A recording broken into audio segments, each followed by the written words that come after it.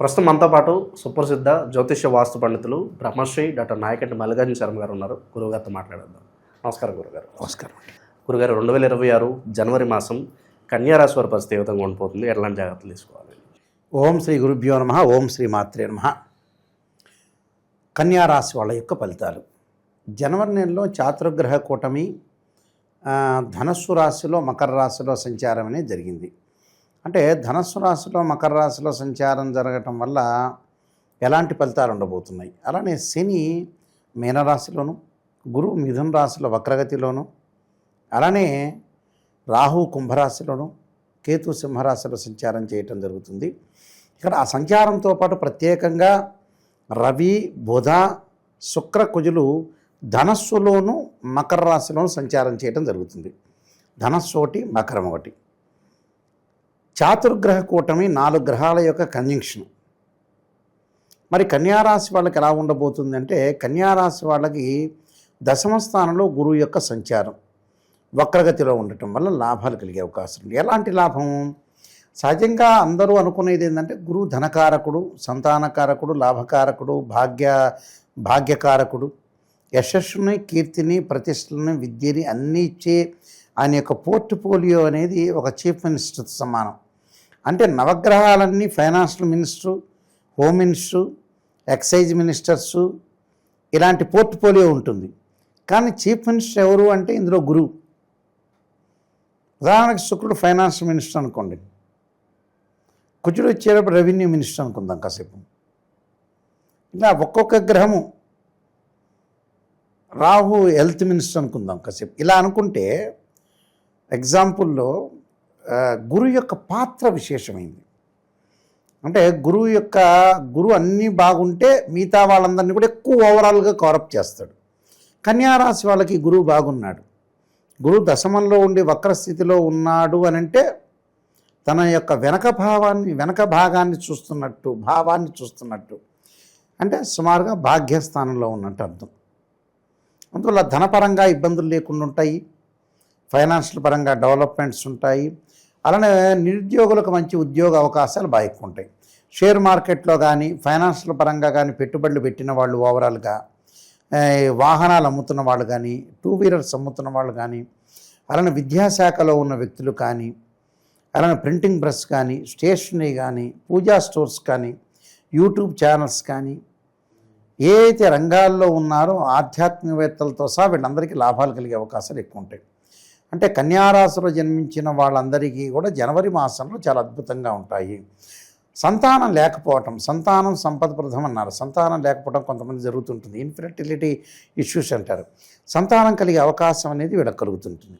So గురువు బాగున్నాడు రాశి వాళ్ళకి. మరి కన్యారాశి వాళ్ళకి ద్వితీయాధిపతి అలానే భాగ్యాధిపతి అయిన శుక్రుడు చతుర్థ పంచమాల్లో ఉంటాడు. చతుర్థ స్థానంలో before festival, after festival Makar రాశిలో ఉంటాడు. ఉండటం వల్ల వీళ్ళకి శుక్రగ్రహం యొక్క బలం వల్ల మంచి సుసంపన్నమైన కుటుంబం నుంచి అమ్మాయి కానీ అబ్బాయి కానీ రావటం ఒకటి, అలానే శుభ కార్యక్రమాలు జరిగే అవకాశాలు, ధార్మిక కార్యక్రమాల్లో పాల్గొనే అవకాశాలు ఎక్కువ ఉంటాయి. అన్ని విశేషంగా చేసే అవకాశాలు ఎక్కువ ఉంటాయి. అంటే సుఖాన్ని అనుభవిస్తారు, సౌఖ్యాన్ని అనుభవిస్తాడు. చాలామంది కూడా ఆ సుఖాన్ని అనుభవించటం అంటే ఏమిటో తెలియని వాళ్ళు కూడా చాలామంది ఉన్నారు. ఈ కాలంలో సుఖం అనుభవించడం, మందు తాగటం అనేది ఎక్కువ ఉంటుంది. అది కాదు, సుఖాన్ని అనుభవించటం అంటే ఏంటంటే తన ఆత్మీయులతోటి, తన బంధువులతోటి ప్రేమను పంచుకోవటం. ఇంకా ఎక్కువ ఏమిటి అని అంటే పిల్లలతో గడపటం. అంటే చిన్న పిల్లలు ప్లస్ వాళ్ళ చిన్న పిల్లలనే కాదు, ఎంత తండ్రికి 60 ఏళ్ల కొడుకున్నా వాడు చిన్నవాడే, 60 ఏళ్ల కూతురున్నా తల్లికి చిన్న కూతురే, చిన్నమ్మాయితోనే సమానం. ఆ ప్రేమ అనేది, లవ్ అట్రాక్షన్ అనేది ఎక్కడొస్తుందంటే పిల్లల దగ్గరే వస్తుంది. పిల్లల కంటే మించిన శక్తి ప్రపంచంలో లేదు.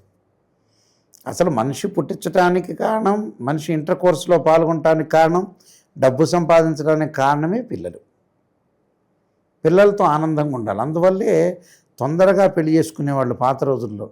22 ఏళ్ళకి 21 ఏళ్ళకి పెళ్లి చేసుకుంటే 53 ఏళ్ళ కొడుకు ఉండేవాడు. ఇప్పుడు 40 ఏళ్ళకు పెళ్లి చేసుకుంటే ఆ 50 ఏళ్ళకు వాడు వెళ్ళిపోతున్నాడు. చూడకుండా పిల్లని కూడా చూడకుండా వెళ్ళిపోతున్నారు.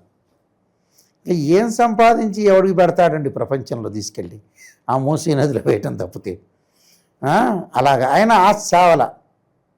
ఏదో పాట ఉండేది ఒకటి, మనిషికి ఆశ తీరలేదని.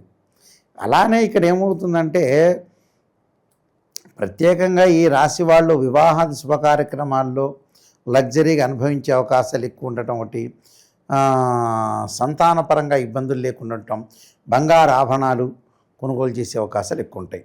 అలా బుధుడి యొక్క ప్రభావం, రాస్యాధిపతి బుధుడు అయ్యాడు అంటే రాస్యాధిపతి దశమాధిపతి అయిన బుధుడు చతుర్థ పంచమాల్లో ఉండటం వల్ల వ్యాపార పరంగా అనుకూలంగా ఉంటుంది. అంటే ఏ వ్యాపారం చేసినా కలిసి వచ్చే అవకాశాలు బాగా ఎక్కువ ఉంటాయి. రవి యొక్క ప్రభావం వల్ల కూడా ఉన్నతమైన ఉద్యోగాలు, ప్రమోషన్లు, స్థానచలనం జరిగే అవకాశాలు ఎక్కువ ఉంటాయి. రాహు యొక్క ప్రభావంలో విదేశాలకు వెళ్ళే అవకాశాలు ఎక్కువ ఉంటాయి. కంపెనీ త్రూ వెళ్ళే అవకాశం, విశేషమైన కొత్త తరహం పారిశ్రామికవేత్తలు కలవటం, కొత్త తరమైన పరిశ్రమలు పెట్టడం, అలానే కొన్ని విషయాలు ఇన్వెస్ట్మెంట్ అనేది పెట్టడం అవకాశాలు ఎక్కువగా ఉంటాయి. కాబట్టి ఇక్కడ రాహువు యొక్క బలంలో విదేశాలకు వెళ్ళే అవకాశాలు ఎక్కువ ఉంటాయి. అలానే సప్తమ స్థానంలో శని వల్ల భార్యాభర్తలు అపార్థం చేసుకునే అవకాశాలు ఉంటాయి. చిన్న చిన్న విషయాలు చిలికి గాలివాన కాకుండా చూసుకోవాలి. గాలివాన అయితే మటుకు ప్రమాదం. ఎందుకంటే భార్యాభర్తల యొక్క బంధం అనేది ఇగో ప్రాబ్లమ్స్ ఎక్కువ ఉంటాయి. వాడు తగ్గేదే లేదు. మనం మరణిస్తున్నామన్నా కూడా మనం తగ్గేదేం లేదు. రేపటి రోజుల్లో మరణిస్తున్నాము, తర్వాత రోజుల్లో ఎప్పటికైనా మనం ప్రాణం పోయేది అన్నా కూడా మనం తగ్గకూడదు. మానవుడి యొక్క ధర్మం ఒక దరిద్రపు ధర్మం. ఎవ్వడు తగ్గడు. వాడే మన కారు గుద్దుతాడు, ప్రశ్నిస్తాడు. ప్రశ్నించండి, కారు గుద్దే ప్రశ్నించండి. అలా తయారయ్యే సమాజంలో అలా ఉందండి. కాబట్టి ఈ రాశి వాళ్ళు కొన్ని పరిహారాలు చేసుకొని ముందుకెళ్తే మంచి ఫలితాలు వచ్చే అవకాశాలు ఖచ్చితంగా ఉంటాయి. ఇంకా విశేషమైన ఫలితాలు పొందాలంటే ఈ రాశి వాళ్ళు ఎలాంటి పరిహారాలు అవసరం ఉంటారు గురుగారు? వీళ్ళు తప్పకుండా అనుసరించాల్సిందే విష్ణు సహస్రనామ పారాయణం చేయాలి. ఓం నమః శివాయ పంచాక్షరి. స్త్రీలు వచ్చేటప్పుడు లలితా సహస్రనామ పారాయణం చేయాలి. అయితే విద్యార్థులకు అనుకూలంగా ఉంది గురువు వల్ల. అయితే మరింత ఇంకా ఎక్కువగా అనుకూలంగా ఉండాలంటే మటుకు దక్షిణామూర్తి స్తోత్ర పారాయణం చేయటం వల్ల వీళ్ళకి మంచి శుభ ఫలితాలు వచ్చే అవకాశాలు ఖచ్చితంగా ఉంటాయి. ఓవరాల్గా జనవరి మాసం కన్యా రాశి వారి పరిస్థితి ఎలా ఉండబోతుందో చాలా బాగా వివరించారు. ధన్యవాదాలు. నమస్కారం.